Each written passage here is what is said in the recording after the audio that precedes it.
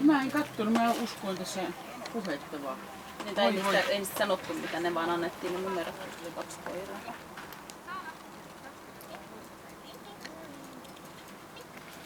Mutta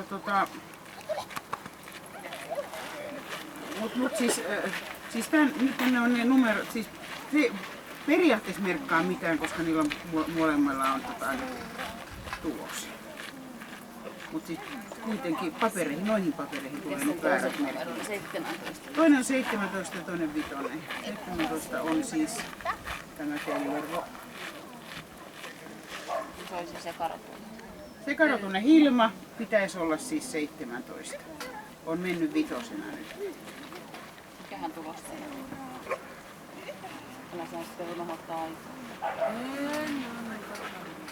Sanoitko sä 99? 99 oli vastaan. Hilmalla varmaan. Tossa mä näin jo Hilman. Joo, Hilma tässä. Ja se Kellervo on varmaan se. 98 sitten. Siinä tuli uusi. 92.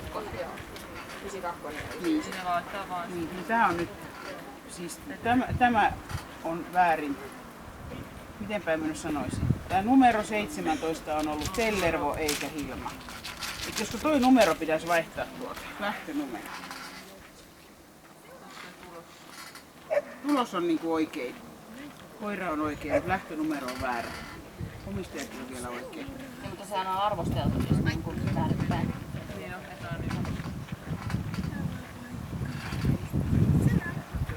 Siis tää on nyt tän Tibetin terrierin Niin, joo. numero. Ja tässä on se, niin se on sekarotus.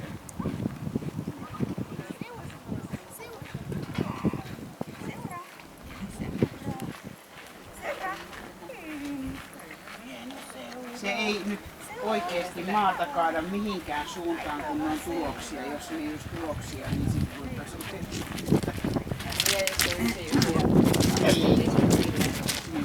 Ihmettelin vaan viitosen. Sä huomasit semmoisen, kun mä en edes kattonut. Mä vaan katsoin, että tää on Hilma ja tää on Tellervo. Mä vielä kirjoitin ne tossa. Joo, kun ne vaan annettiin ne numerot sillä Joo. että sitten itse katto lähtölisästä, että Joo. kumpi on kumman. Näin.